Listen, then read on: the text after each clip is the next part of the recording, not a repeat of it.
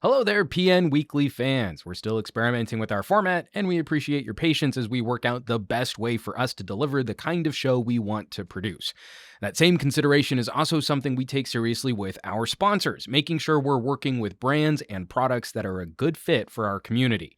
We'd really appreciate it if you could take a couple minutes out of your day to participate in a short, anonymous survey to help us get to know you all a little bit better. We like to check in every couple of months, make sure we're still on the right track.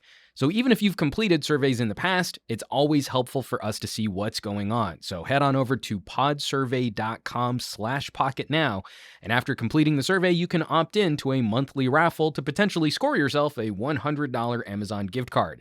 Once again, that's podsurvey.com/pocketnow, and we greatly appreciate your support for the PN Weekly. Oops. What?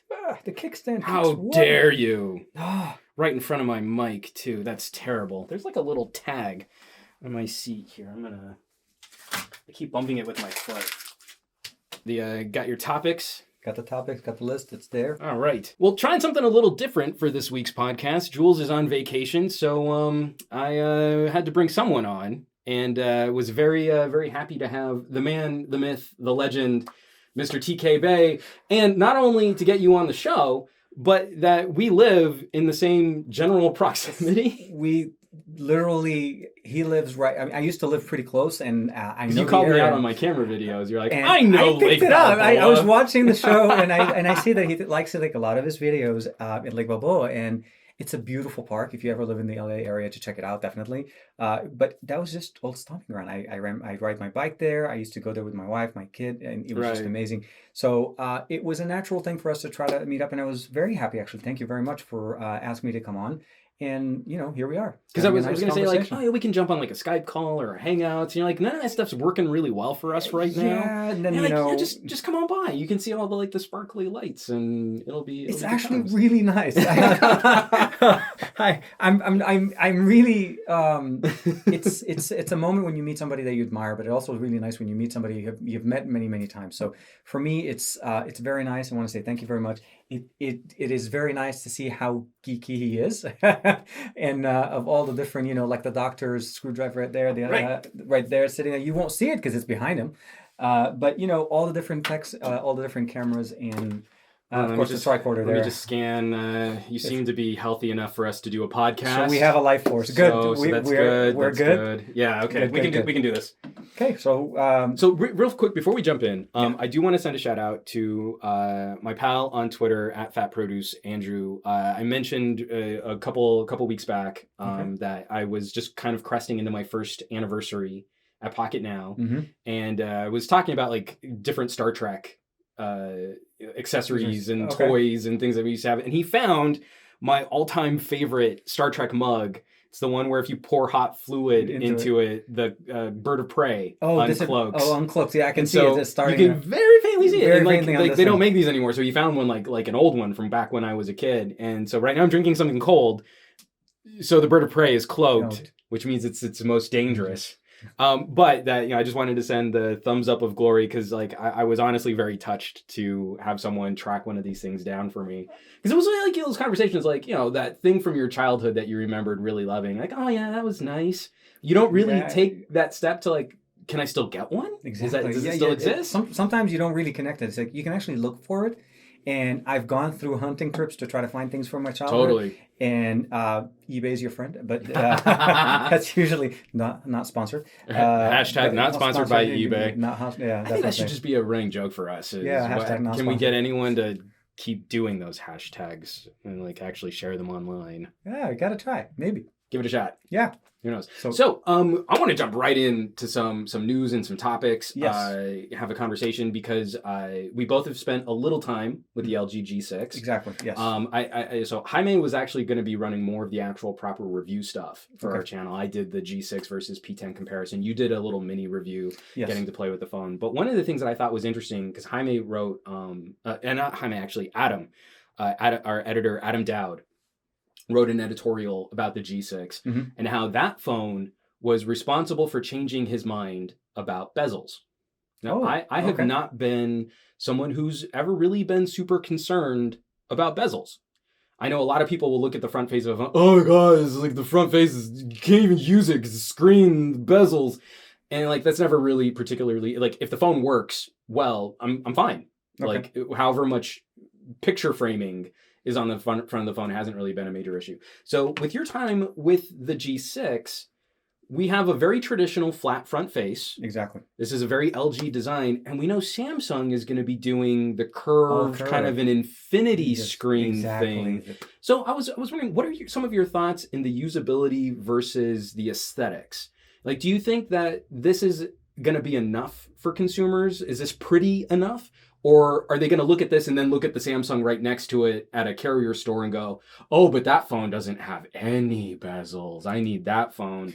Or it curves the display enough that you don't see the bezels. In reality, the bezels are there.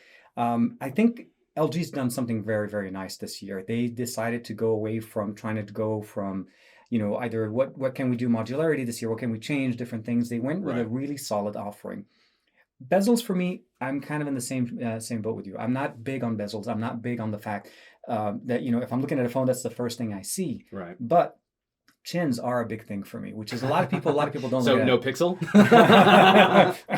or anything related to the way Apple is implementing their phones. Yeah. But anyways, if you haven't had a chance to look at a lot of the closer pictures of the G6, the chins are extremely, very, very, very small, being used exactly for what they need to be. If they're there for a reason, and that was it. Yeah. The move to this, I think it's very, very nice. Do I like curved displays over non-curved with the way Samsung has their devices? I'm going to say I'm a big fan of Samsung. I'm not going to lie that. I love the Note 7. The Note 7 was a very nice display. I won't hold that against you. No. Thank you. But if you want to send me an Essay when you get it, please, you can hold that against me. But I really think it's a very nice move. I think the fact that we went to an 18:9 aspect ratio on this device for content enjoyment, because this is really 90% of what we use our devices, right? We use them to produce video, to listen, but 90% of the time is to consume media. It's consume, yeah. Yeah, and this is really gearing it to the consumer, and they're starting to listen. Bezels, for me, I think I appreciate the device. Is it the only reason why I would pick up a G6? Right. No. I'm picking up the G6 because the G6 is truly a very nice piece of hardware on the inside and on the outside. I think we've gone to the point now where LG's kind of figured out, like the G5 was a mess of an experiment. Yeah, cool tech. Yeah, exactly. Totally. Not a very nice aesthetic experience when you really had it in your hand. And then when you go over to the G6, you're like, wow. Yeah, it feels like a totally different manufacturer. Exactly. Yeah. So when you guys have an opportunity to check it out, I mean, when the device comes out, hopefully early next month, you are definitely going to basically get that wow factor when you look at it. You're not going to think this is an LG device. A lot of people are not going to know that this is an LG device. It may even look like the S7. Yeah. A little bit more like the S7. Yeah, I mean, I think that's been I think that's a fair criticism. Yeah. If people are looking at the different manufacturer builds, like there were some obvious inspirations here with a glass back, water resistance. Totally. The flush cameras, the button the fingerprint sensor, the setup, the speaker. I love the fact that they kept the headphone jack, which is something. Good job, LG. And that it's good. It is. Actually, it's not bad. It's no V20. But this is much better than what we've had on previous G series. Took the words right out of my mouth. That's exactly how I felt on that. And I feel like they definitely have a really good player on the market this year. And I just hope they follow through with the rest of the other components that come around. But as far as bezels, I think they've done a good job. If it was a little thicker, I wouldn't have had any issues with it. But I think fitting an 18:9 5.7-inch display, that's, for all intents and purposes, the same display as the V20. Well, it's close. This is the tricky thing. This is what's been really difficult for us to quantify. Because you're going from a 16:9 to an 18:9 or a 2:1 if you reduce your fractions like you should. Now, so we've had to move. I'm trying to get us to move to, instead of just saying the diagonal, that I think we need to shift to surface area. Okay. So make a centimeter squared measurement, because 5.7 on a 2:1 aspect ratio as compared to 5.7 on a 16:9. The 16:9 still has more surface area. That's true. This is just taller. And slightly more dense. Yeah. So when we move those pieces around, we need to then have a better way of quantifying which one is better. Yeah. Exactly. I mean, because are you really getting more stuff on your screen over, say, a 5.5-inch display at 16:9, and it's really close. So, like, it's not going to be that profound a difference in terms of content delivery. But now we're able to shrink this into a smaller form factor than we would have expected. And when it now fits in the hand, it pretty much looks like you're just holding a screen, yeah. which is what they want you to feel. And I think that's why the bezels in this situation are very, very well implemented. The hardware is amazing, and it really just has only just people have to try it, they have to check it out. And I'm sure this is going to be in many of the carriers in the US. Yeah. A lot of us are going to basically get a chance to play with it.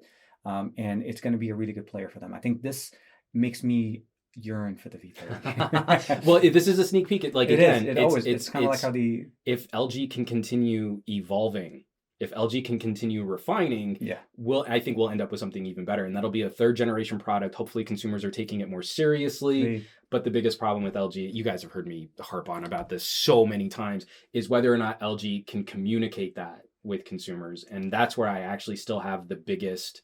Not worry. It's like I feel their product execution is fine. Mm-hmm. It's great. I have serious doubts that they're able to tell consumers what makes an LG unique in a way that can really spur a conversation and get people considering a product switch. You know, most of the consumer market is Apple or Samsung. Exactly. So with a player like this, how do you get them to consider leaving their team? You know, like we identify through the products that we use. Exactly. You know, I'm a Samsung user. I'm on team Samsung, you know.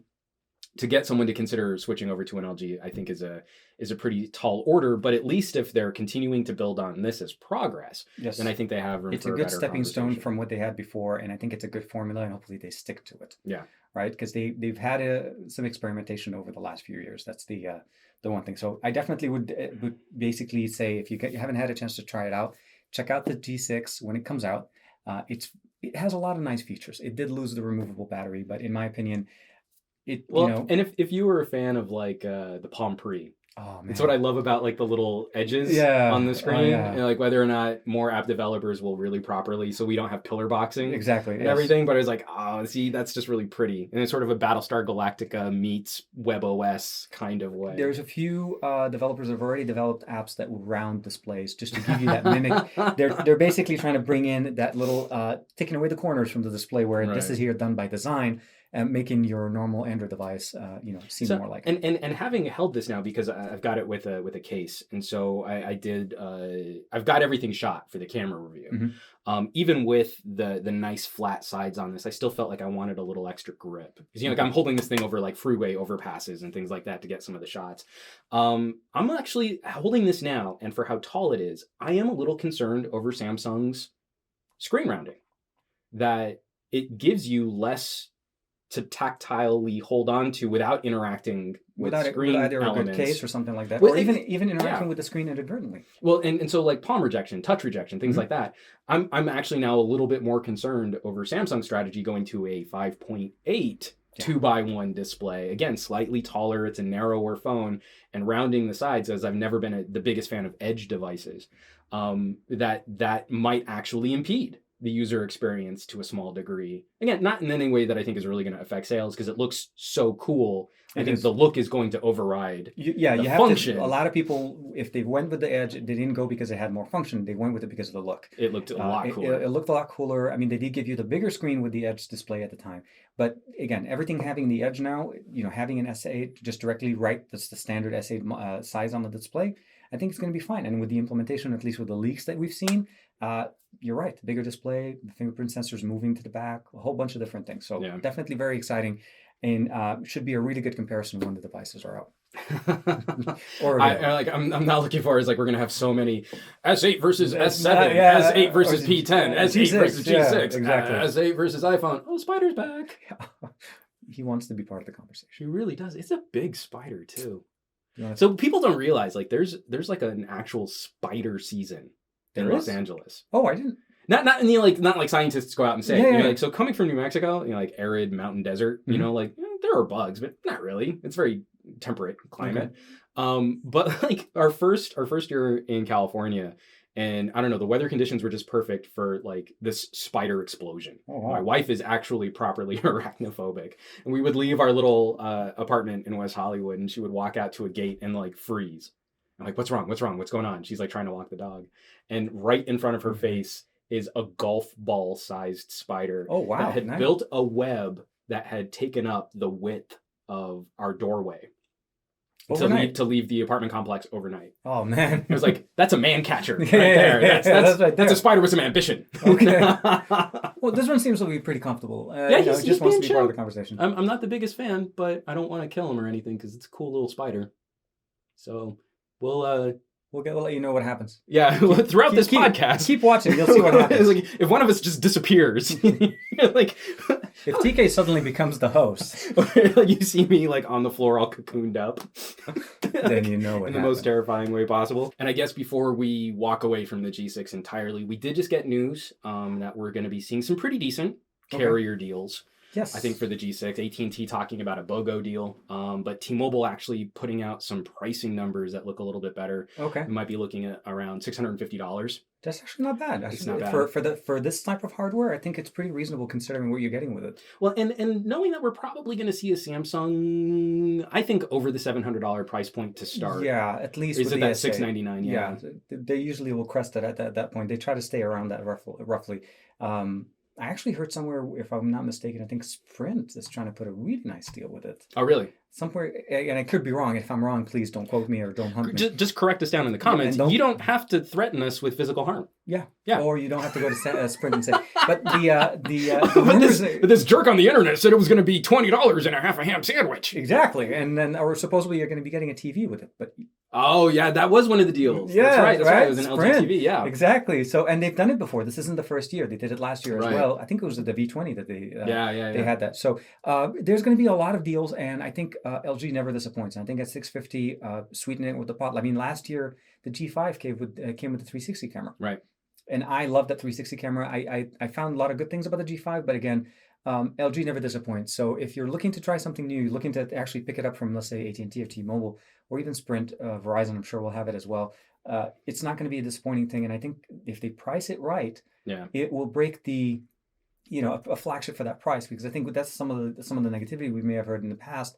Well, how can you be asking so much money for... The big fear was when we saw some of the European pricing coming out at like €750. Exactly. And I really feel bad for you guys out in Europe, because I do think you're kind of getting the raw deal, since you're not getting the quad DAC or the wireless charging. Exactly. So it feels like you've gotten a lesser product, which when we look at the exchange rate, you're going to be paying more for.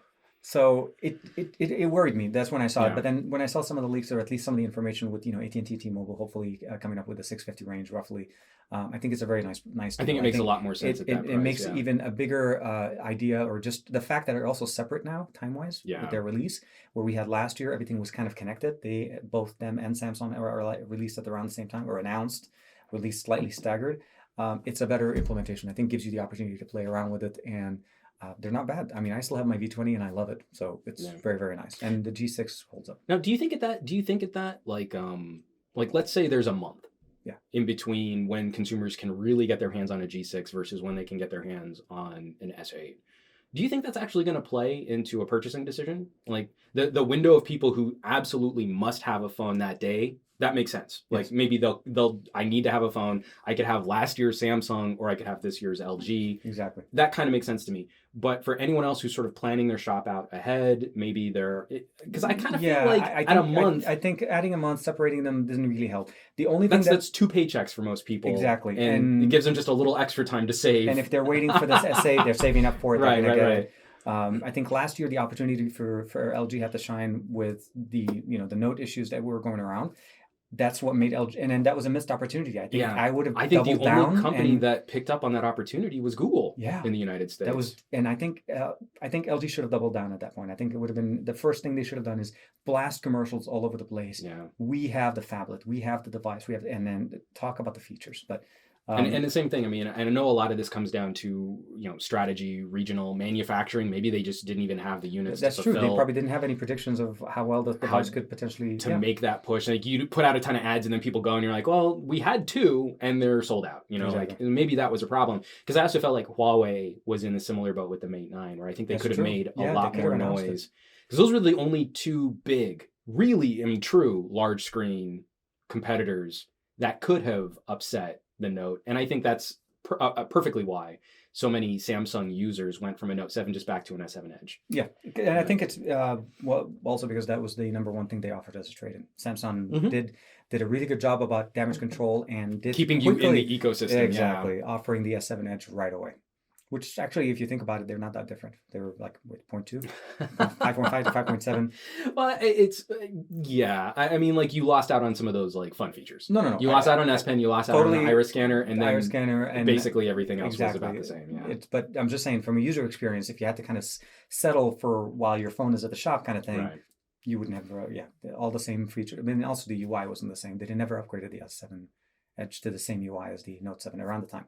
Oh, yeah, that's true. I mean, like, they had an update recently that brought a few more features. But it's, again, I mean, like, you get a Note because it's a Note. And because of the S Pen, because all the extra things that you get with it. But definitely excited, and I'm happy to see that they're hopefully pricing it in the right spot.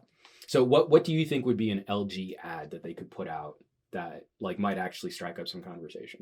Do you think they should go more like what Apple's doing with the new iPad commercials? Or, like, do you think that a more entertainment-based approach, like what they've done in the past, really generates more conversation? I think it's just feature focus. I think showing use case scenarios, just showing basically what can you do with the LG G6 that you can't do on any other device. Just focus on those features. The fact that you have manual mode, the fact that you have water resistance now, the fact that you have decent audio from a water from a treated device that you can actually supposed to have some water resistance. The implementation of just how the display is, showing how the content can be enjoyed. And because they have that month of window, they have the opportunity to reach the consumers that are waiting. Yeah. And so that then when they are making that decision for the S8, and you know that Samsung's not going to be sitting on their hands. No. That whole month, the second the S8's announced, we're going to see Samsung ads out the wazoo. I don't know that any company spends more on advertising right now than Samsung. No. It's amazing the amount of ads, and then you're going to see it in every print media, everywhere. And that's what I think LG needs to do. They need to get themselves kind of almost like what Google did last year. Yeah. Google was in every media. I mean, I went to the UK for a week. Google was prolific. Yeah, it was on every newspaper. I was on the subway walking around, and all I see, everybody holding their papers. Google ad, the whole page ad in the back. They made sure people knew the Pixel was around. Right. And but you never see that with LG. So I think I'm hoping that they do some of that in that window of time, that beginning, that after the S8 comes out, before it is available for people to pick up, start bombarding it. Well, and I feel like so many companies miss out on the opportunity to put boots on the ground. Yeah. I mean, do you remember like the not Westfield, there's the mall out here near Encino, like where they have a Costco. Oh, now. Yeah. But you know what I'm talking about. Yeah. Where you go in there, and one of the first things you see is a Samsung kiosk that's set up like a living room so that you can get hands-on with anything Samsung that you want to play with. And you're like, I can do that at a Best Buy with LG washing machines, but where's my LG tablet kiosk or my LG phone kiosk or something, so that it's not a mystery when you go into a Carrier store and the demo unit's just an empty shell and you can kind of hold it, but what does it really do? Or the LG devices are sitting in the back and then your Samsungs are in front of you. And I mean, like, and this isn't the fault of the carriers. They're going to support the market, which brings them the most attention and the most money. So it makes sense that you walk in and you see Apple, Samsung. Makes perfect sense. No, but those reps aren't as knowledgeable with an LG. So why not take the conversation out of their hands and move to some kind of direct market consumer experience? Yeah, or pop-up booths. Show up in different towns. Just give people the ability to experience, even ahead of the availability. Just have an actual LG booth and then go around and do things like that. So I think that will definitely help. And anytime you want to kick us some cash, LG, for consulting, on your media, I'll send you my PayPal. I'll split it. Okay. I'll cut it have links evenly, in the description. Like 70-30, something like that. What? What? So I want to shift topics. I mean, I'm not good at math, but 70-30. Okay. See, I get drinks and I get. I've been working in Hollywood too long. That's some Hollywood accounting right there. He does live closer to Hollywood, though. I used to live right in the thick of it. So I want to shift topics real quick here.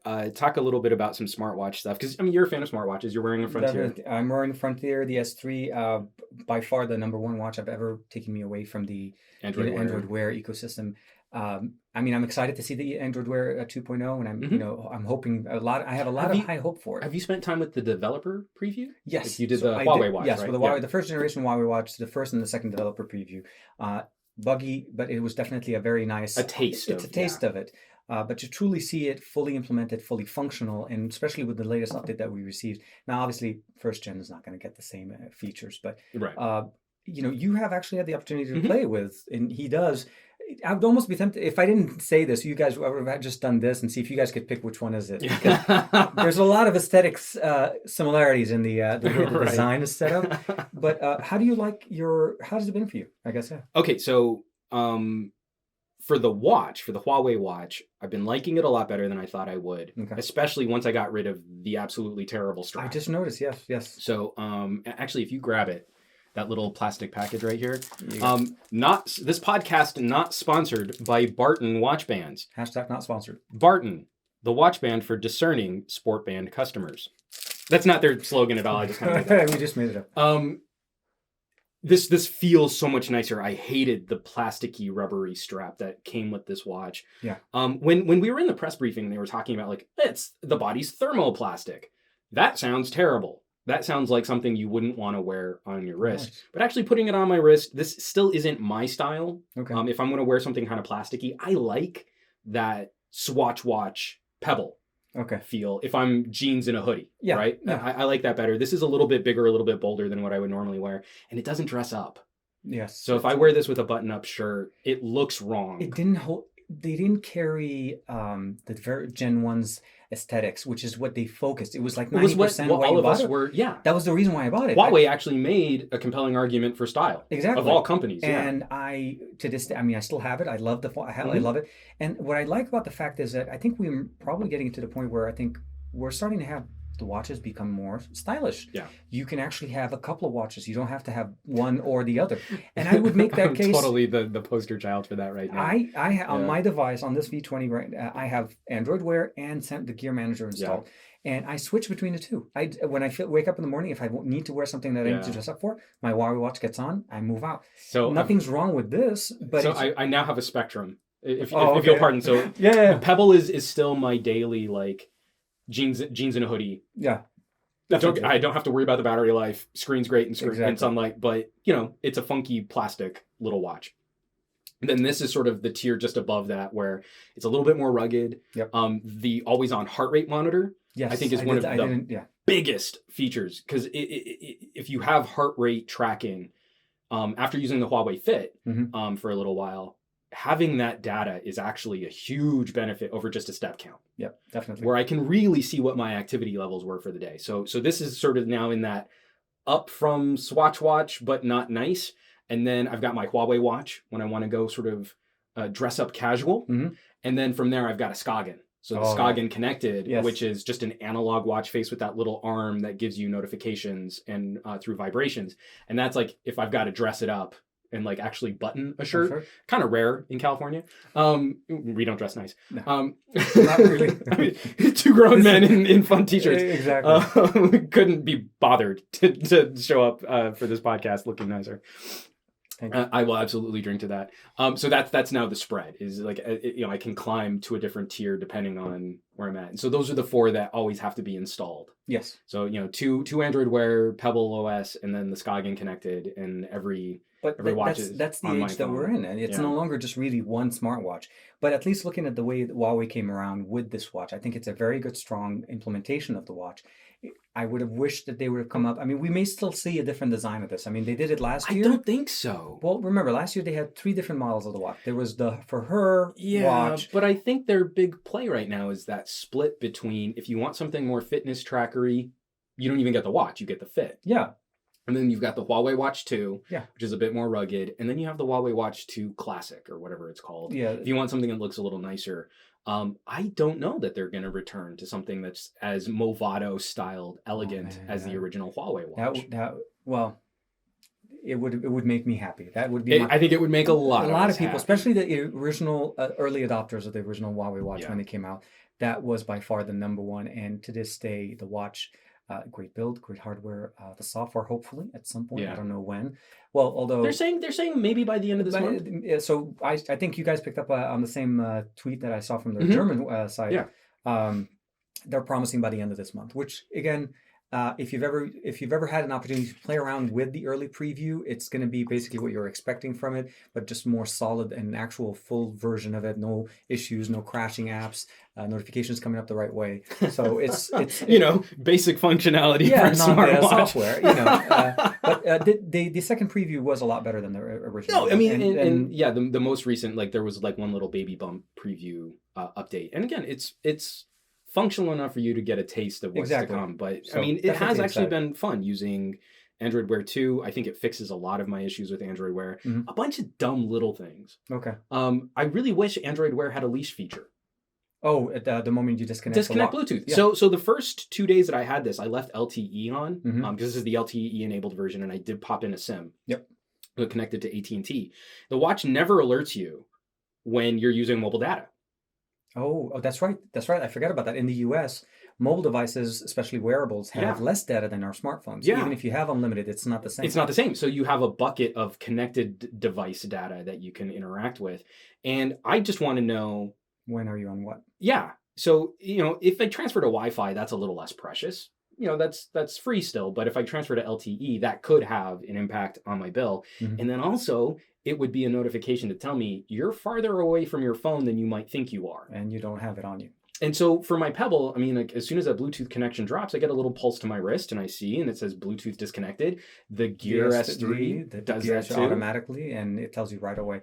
It not only does the disconnect, it also gives you another buzzing feeling when it's jumping on Wi-Fi. Mhm. So it tells you that it's doing something. Right. So you can look at it and it's like, oh, okay, so now I'm on Wi-Fi. I know I'm far enough. Yeah. So I think those things could be fixed with software update, which is I think that as long as the hardware is there, Yeah. and the fact that Google does actually support their hardware. So this is the support's going to come directly when we see more new features, better implementation. Now we have native apps, which is the other thing that we didn't Yeah, have that's before. true. So I mean, and even if this is an oversight, because I mean, like the thing about Google is we think that like, oh, they're really on top of these features, but a lot of these features that they add to stuff like Android actually come from other manufacturers first. Exactly. So like Samsung was really responsible for low power modes for consumers before Android natively had that kind of support too. Or even split screen.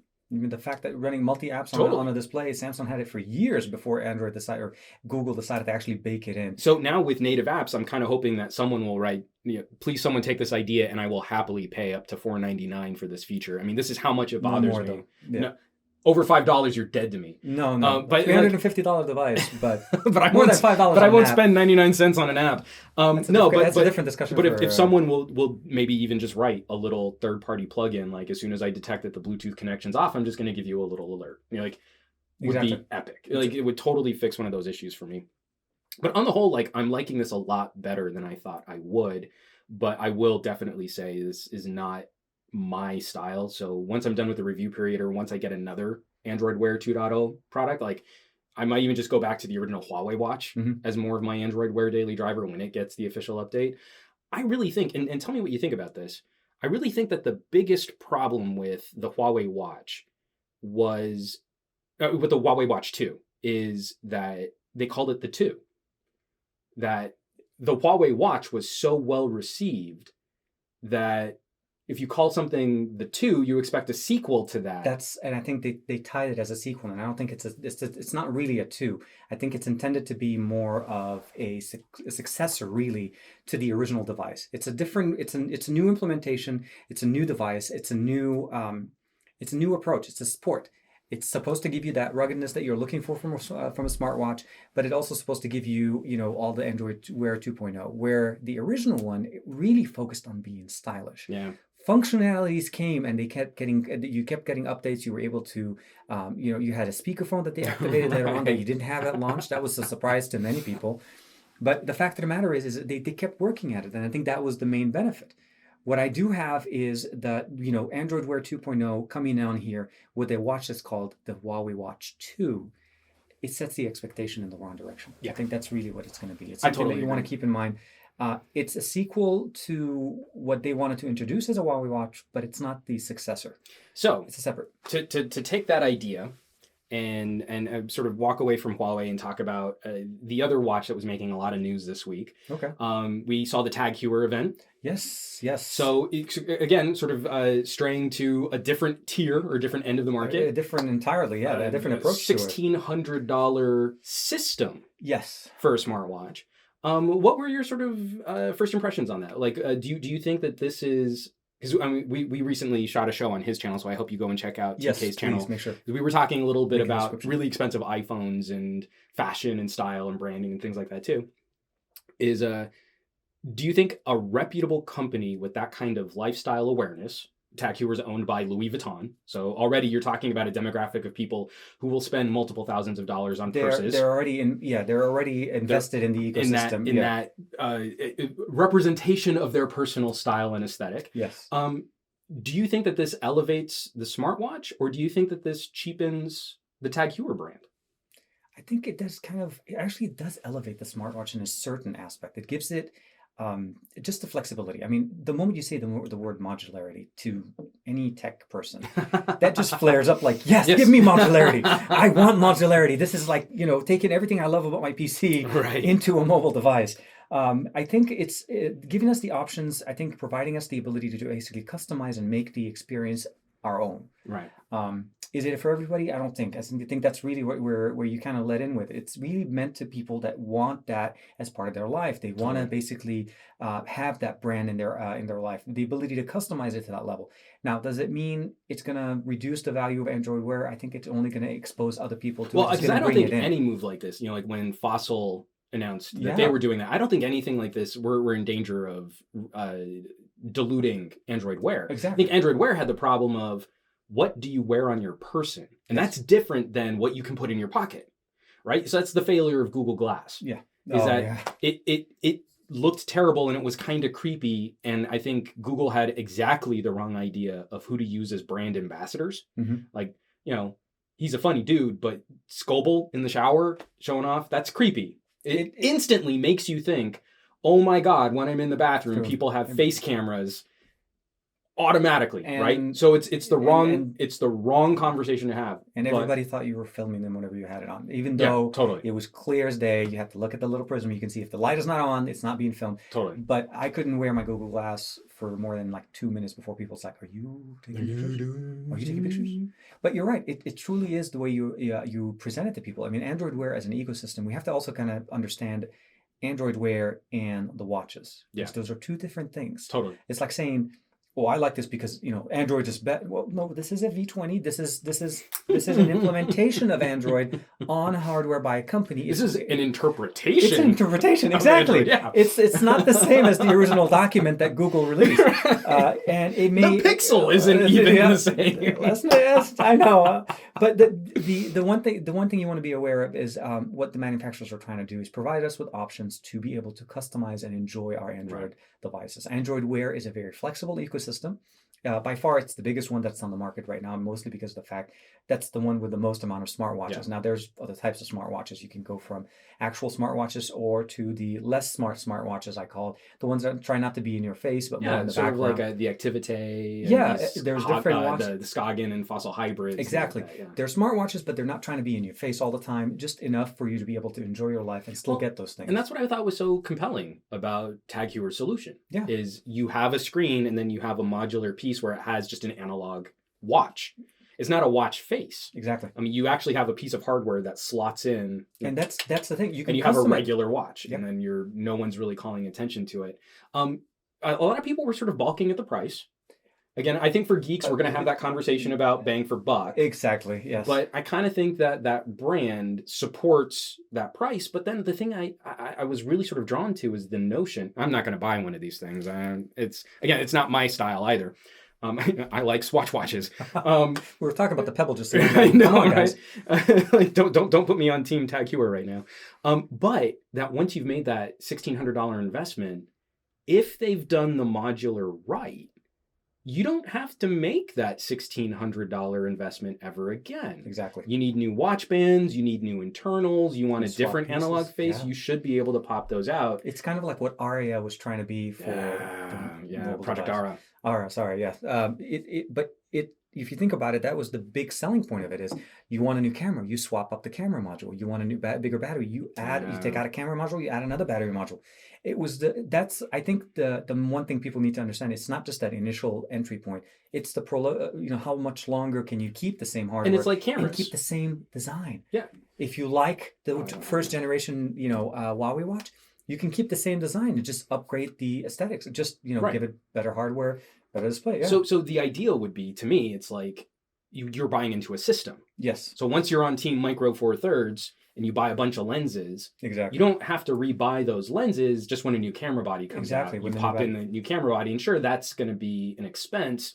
But like right now, we were talking about what we're going to do for our future videos, Yes. and I'm recording this on a Samsung, which is very quickly dying. I mean, even in just recording the podcast and videos, we've had a few problems with this We've camera. had it a few times stop recording. So, So I'm looking at like, well, I'm probably going to go to a Panasonic, but my Same. collection of lenses, I can't. That's not going to follow, so I'm going to have to rebuy a whole bunch of glass. So it's an even bigger expense. Unless Metabones supports you. Well, and for Samsung mount, I seriously no. So for me, I have a couple of Canon lenses. I was going to say, so yeah, if if you have a an Canon adapter, lenses, I have a couple you of can Canon get a lenses Metabone that I can adapter do there. But That I'm will be there. I'm again, why I'm a little lukewarm on Samsung personally, by myself, not as a tech reviewer, but as Juan, the civilian, is like Samsung left me out in the cold. Yeah. On a camera system, and I think it killed they didn't me. follow through. Yeah, that's the problem. They went with a couple of different designs. I mean, they had even Android at one point on one of them, just like a full-fledged phone. Yeah, the with an NX entire Galaxy. Yeah, exactly, with an entire camera that's on top of the actual device. But they just didn't follow through. That's one thing that you have to follow through with the system, especially if it's a new system, so that people can see that there's longevity. Canon is around because Canon has been around. Right. And Nikon or Nikon, depending what you want to call it, has been around for many years, and that's what you know. So for me, it is also kind of a little bit of an experiment. I am trying to get into the GH5 or it is an entire different system, but coming from Canon, slightly better. Because Canon has been around for a while. And I'm emboldened though by the fact that they're not the only player. Yes. So Samsung was the only player on Samsung NX mount lenses. Exactly. So when I go to a Tamron or I go to a Sigma, Yep. a third-party manufacturer, and they've got some support for Micro Four Thirds, and at any point I can also swap. I mean, that's a Kodak. It's an okay little camera body, but it came with a lens that will also work on the GH5. I can shop Olympus. I am a big fan of Olympus glass. Exactly. I can't pronounce it. It's like Zuiko or Zuko glass that they've got. Danny Zuko making glass from Greece. Those lenses are phenomenal, though. I mean, again, we've got solutions for good stuff and for premium stuff.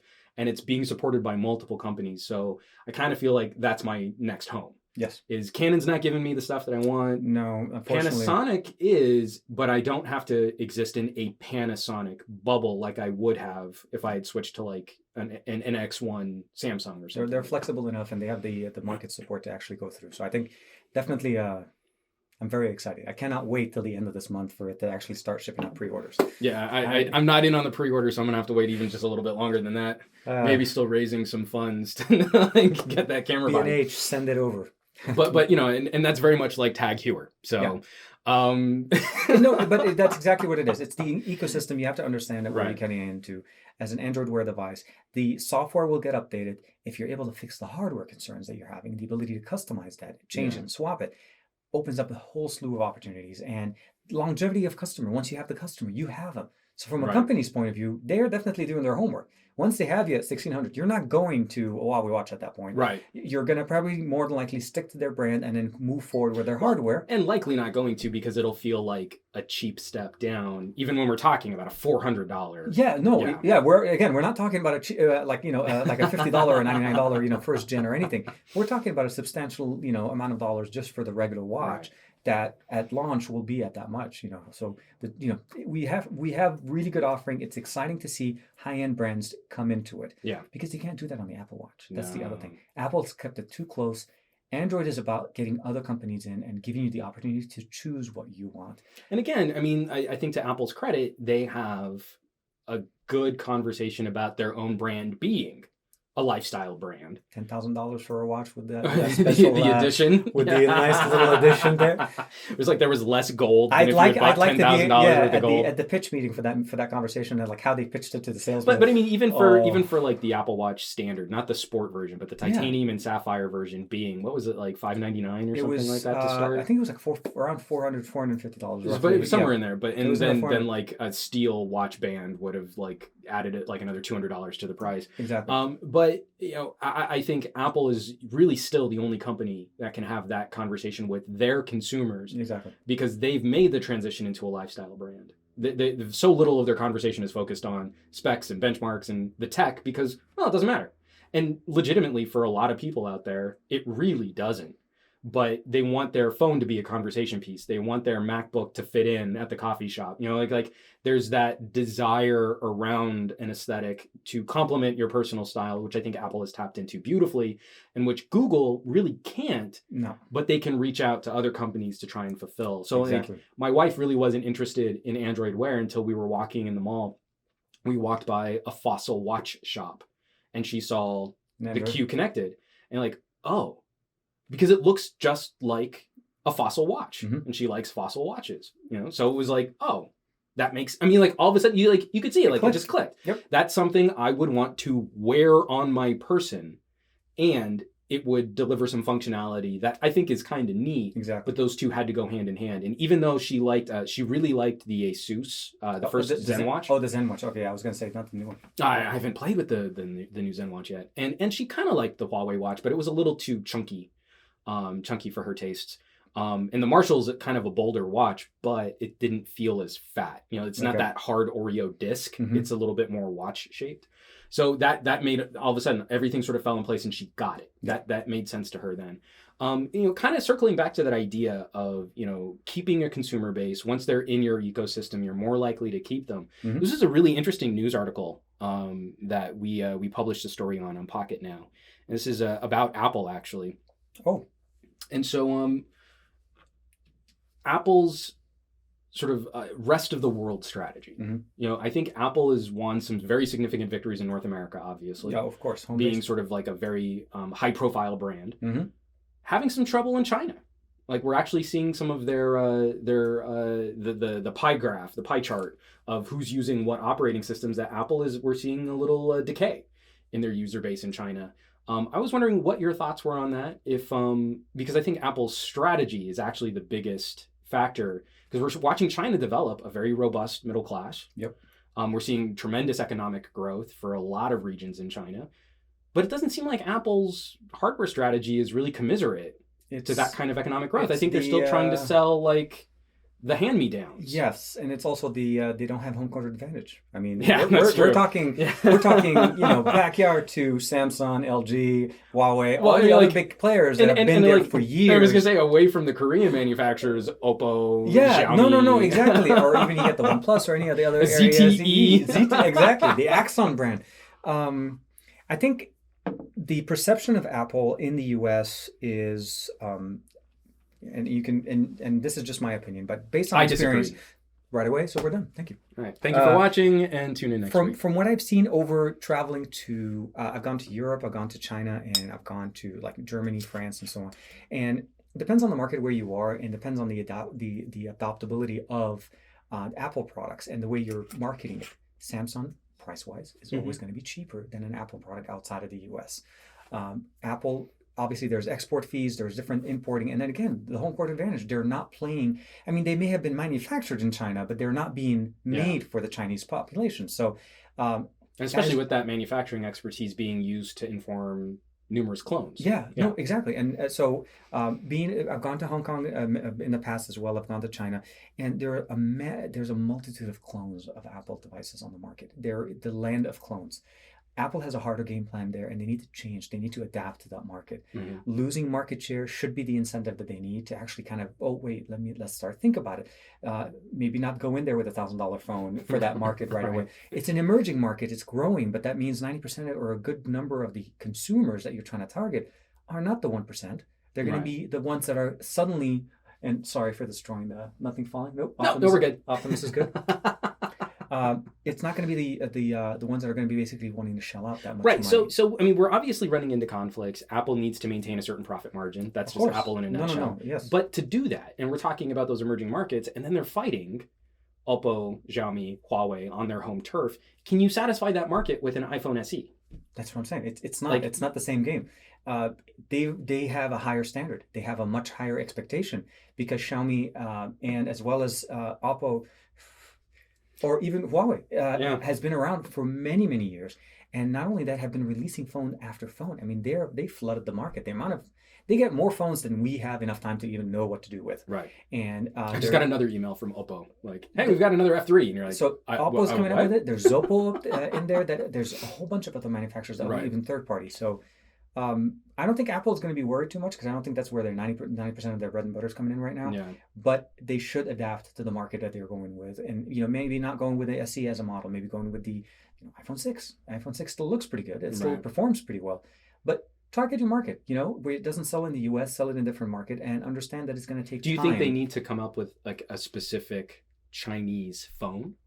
Do you think there needs to be like an iPhone tangent device that they can build specifically for that demo at the price points where it still makes sense for them? That would be the logical step, some may say, the right step to do, but I don't think Apple would go that way. I think Apple would probably say, no. We make the iPhone. We make the iPhone, and the iPhone is what we make, and that's what they're going to stick to.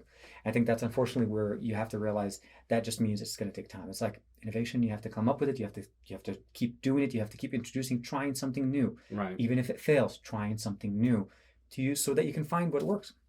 And I hope Apple does adapt to that. They don't just go with we make the iPhone. The iPhone is it.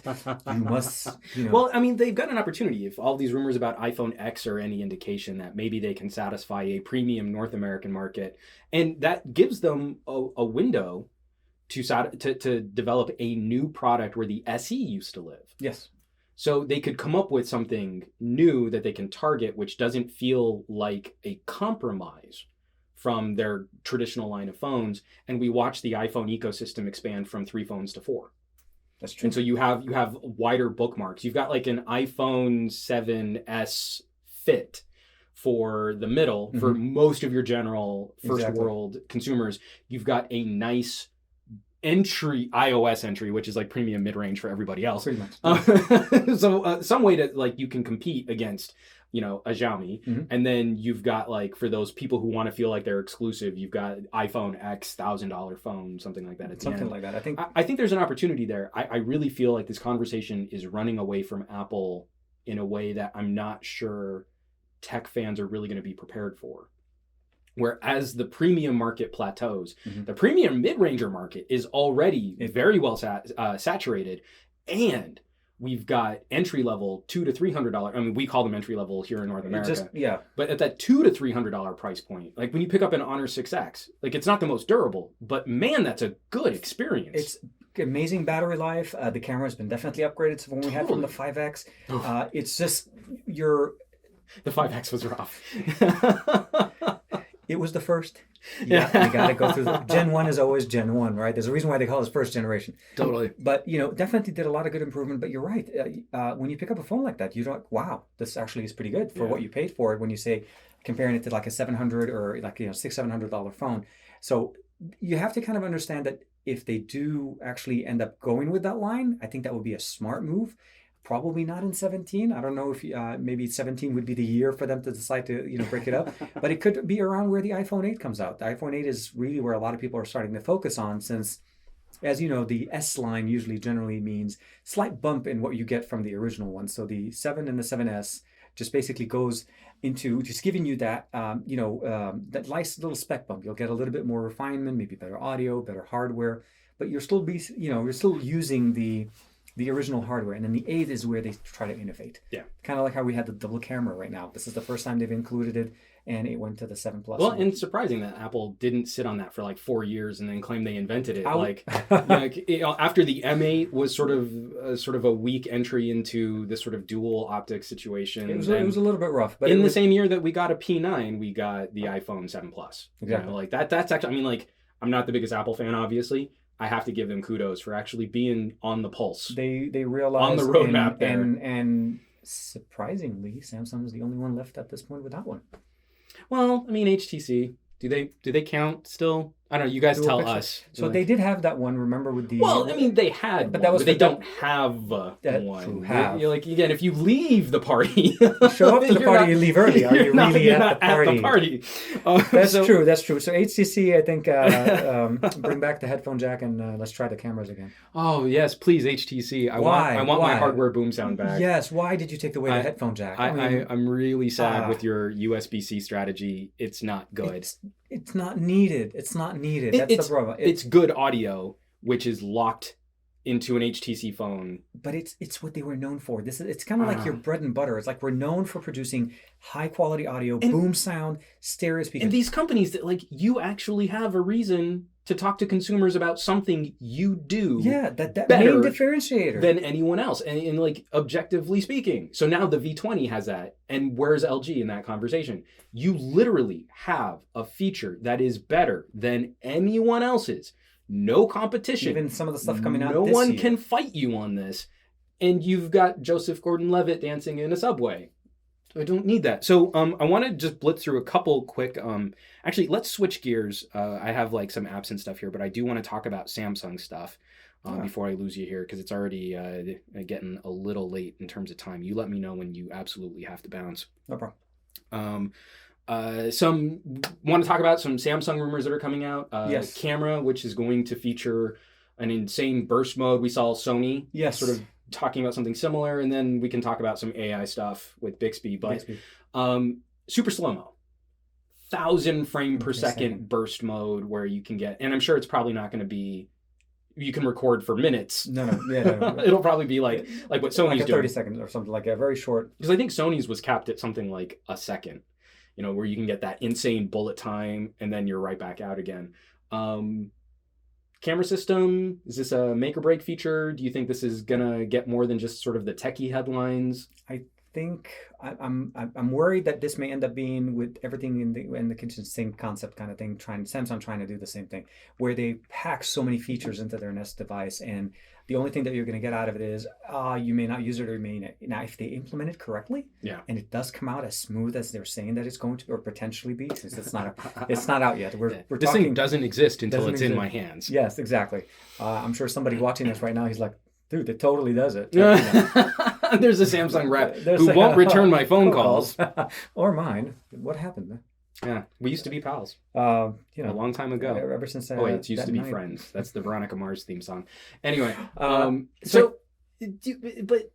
again, it would be amazing if it's implemented correctly. Right. Is it going to be appreciated for what it is? I don't think people are going to basically go into that much. Gotcha. Most of us are going to, to get that super nice, smooth slow-mo, just to get that same kind of buttery smooth picture out of your mobile device, they need to kind of sell it. It has to be sold. So if you can show use cases, people start using it to produce videos on it. You can see more, YouTubers, people that are, like I said, using your phone for more than just using your phone, to demonstrate, to show people the benefit of it, understanding your tools. I think you've said that to me before in the past. The right tool for the right job. Exactly. Know what you're using and use what you want to use for the right job. Don't just use it for the sake of whatever. I think then it's got some potential. Then it has some potential, but I think just throwing it in there, especially with the fact that we get Bixby in there, we have Google implementation, we have Google Assistant now that's coming in. So there's a lot of different things that are going to basically be thrown at consumers at once. And actually, that leads me to the next point, is we know there are going to be manufacturers partnering with Alexa. I think Moto put out some word that they're going to have a Moto mod that's going to go to Kickstarter, which is Alexa enabled. Oh, see, yeah. There are still the rumors floating around as to when we might see that Mate 9 Alexa integration. I got my hands on some early, I don't know, I'm sure you had the same time also. Yeah, well, I've seen them. I've not played with it. The process for flashing Alexa through that, it seems a little complicated, and I just haven't had time funky, to get there. But so we've got Samsung. You brought up Bixby. Yes. I've said in previous episodes of the podcast, I think there's every opportunity for someone to disrupt. Yes. Google Now is good. Siri's okay. Cortana's non-existent because there aren't any mobile devices being currently sold that are new that are really featuring Cortana. So Samsung has a pretty good software development team. Exactly. Do we think that they have an opportunity to really shake up this market, or do you think this is going to end up being something that is another also ran? Like Google is pushing Google Assistant, and when I push this button, I get Bixby to do other things. I feel that's consumer confusing. It will be, and I think it's going to continue in the same path as S-Voice, unfortunately. I think S-Voice is nothing. I mean, I'm wearing a Samsung watch. I'm using an Android device, but I don't use S-Voice. I have it. I can use it if I want to. But the fact is, it's adding another layer. It's almost like they want to reach the end line and be able to basically be that assistant that you want them to be. But it's hard because S-Void didn't have it. S-Void was plagued with issues when they first came out, and that was a number of other. Well, and it got in the way. It was never a natural implementation of it, and then you had Google Now that kind of became Google Now, and then the Assistant came out. Now we have Assistant almost on anything Marshmallow and Nougat that are running devices, so you're going to get it on more devices. I think it's something that we really have to try, and it has to be implemented in the right way where it becomes. So what would pull you away from Google Assistant? What kind of features would Bixby need to have to unseat what you can currently do with Assistant? At this point, two things. Automation, it would have to have better automation integration with it right now. Right now we have two houses. We have the House of Alexa implementation and the House of Google. And obviously we have different systems in the background, smart things. The Mate 9 is going to be like Romeo and Juliet. It's going to be such a tragedy. Oh my God, the Mate 9. By the way, if you don't know what's happening, is that the Mate 9 was announced at CES with one of their main features was the fact that it was going to be the first Alexa phone in the U.S. market. Yeah. Now, Alexa being the other assistant to Google Now. Well, Google Now is already on the Mate 9. In fact, or Google Assistant's already. Google Assistant's already on my Mate 9. So it beat Alexa to my phone, which is, I don't know if it was done by design. I'm sure somebody at Google's like, we hit the button. We weren't going to do it, but we thought about it. Nuclear. I know it's pronounced nuclear. Please don't drop the comment. Anyway. Yeah. But it is going to end up being that conversation. Yes, it's going to be like, so which one is more natural? I think if they have a better integration and where it becomes less about me interacting with the system and more the assistant working around me and filling in those missing points. Right. And I think that's a lot of people, they don't realize is we have a lot of assistants, a lot of options. I mean, Cortana's on our PC. Yeah, Hound. If you have, and Hound has been around for a while. If you've never used Hound, number one feature is the ability for continuous asking questions and relatable questions, specific questions, and fast. But does it have market? No. Can you initiate it from the home screen? No. Can you launch it when your phone is locked? No. Those are hurdles that Bixby is going to have to overcome. Heck, even Alexa has to overcome some of those things. So I think it just depends on how they sell it and if it does actually integrate. Now, mind you, Samsung has smart things, which we haven't really, a lot of people don't realize that Samsung Smart Things, even though it works with Alexa and with Google Home or Google Assistant, still is an entire ecosystem that talks to Z-Wave technology, it talks to its own peripherals. So if they can make it function correctly, I think they have a good footing. They have a good way to get in, might not be the way to get to basically be number one. So that's why for me right now, it's basically a toss between Assistant and Alexa. I know so Jaime's big criticism is if you call it an assistant, it should be able to do what a human assistant can do. True. So I mean, like some of those conversations, and I see his point. I really think like the company that can get to a platform which will make app integration easier or more organic or more fluid, I think will be the platform that wins. Yeah. So if I can, open Alexa and very casually like say, hey, can you send my wife a WhatsApp message? What should we have for dinner today? Like if that's the command. And it can actually go to the right messaging app, find the contact, put the organic speech together, and send that off without me having to go open app. What do you want to have for dinner tonight? Yes, close send. Like that to me, and for everything, I don't ever want to have to open Yelp ever again, as an app. Yes, but I want access to their data. No, and that's what you want. That's what I'm saying. When the technology stops.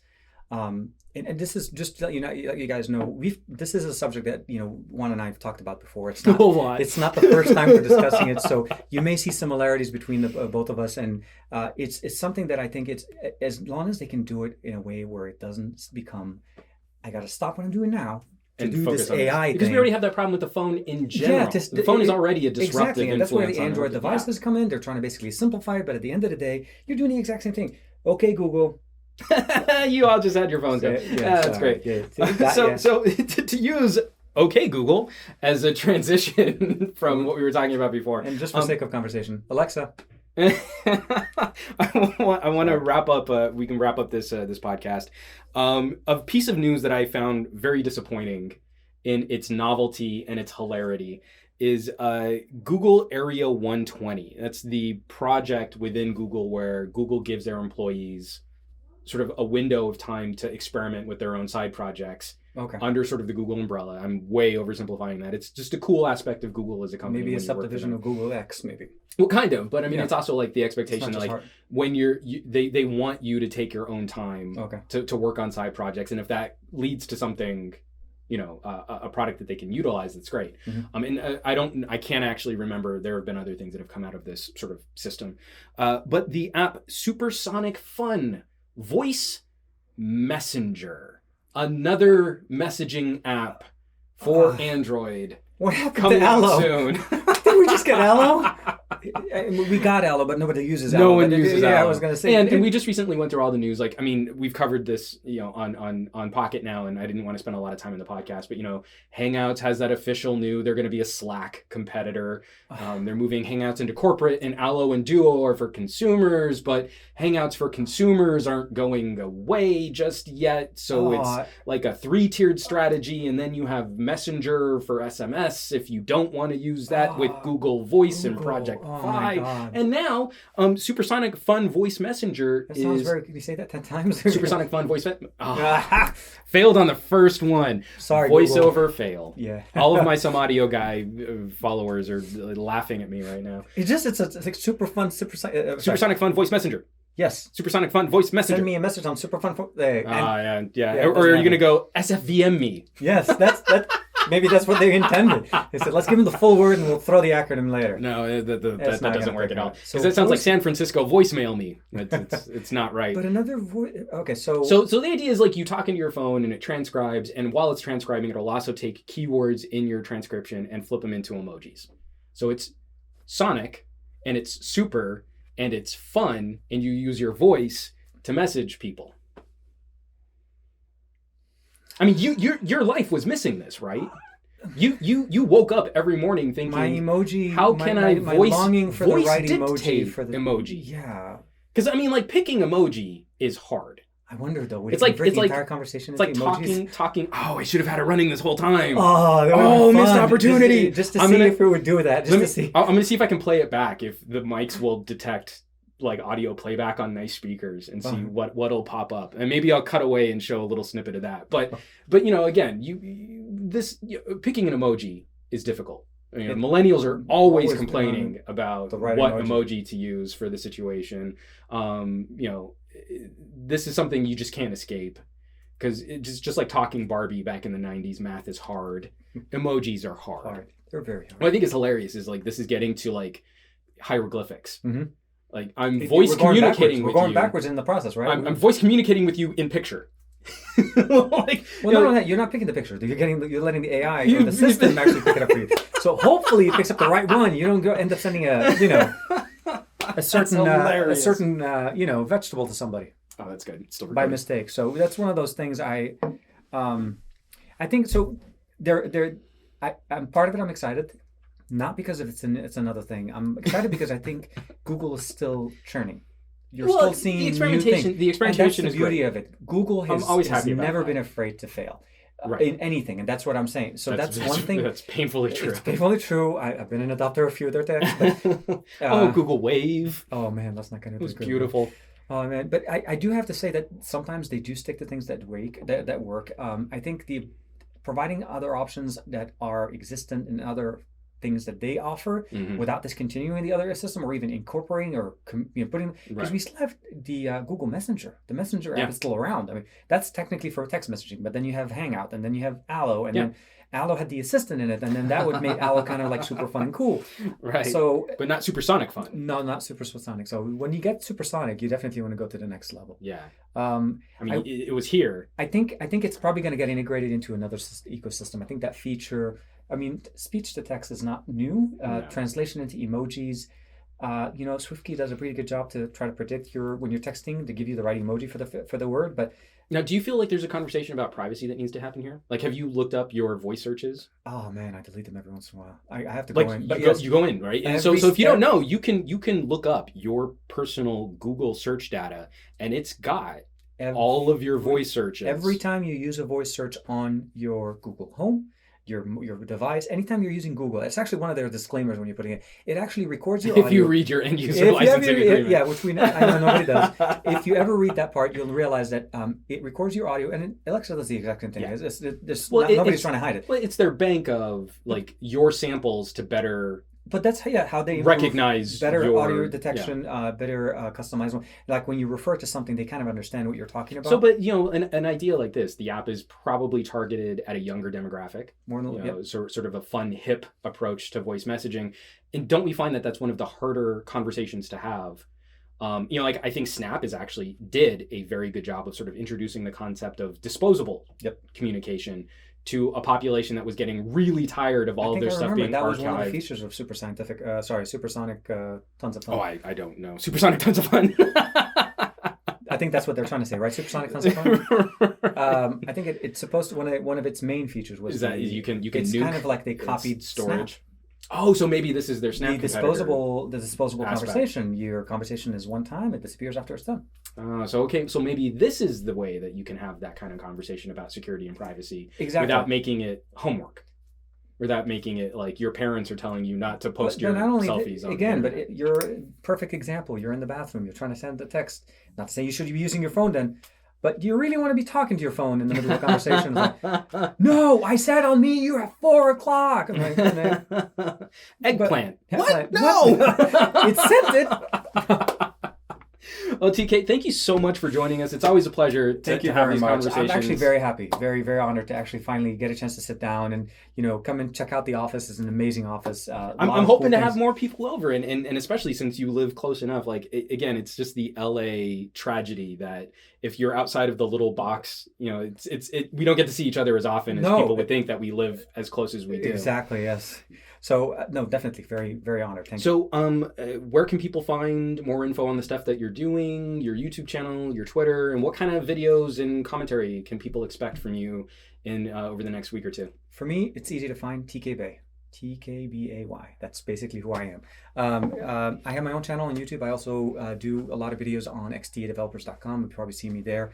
That's actually pretty much where I kind of started originally. That's where I started. That's how we kind of met up. And then for my personal channel, I try to do tech reviews and more assistance. It's different, not necessarily just reviewing the hardware, but when I do an unboxing of a device, when I get a device and look at it, my videos will tend to go through and show you all the features that you get.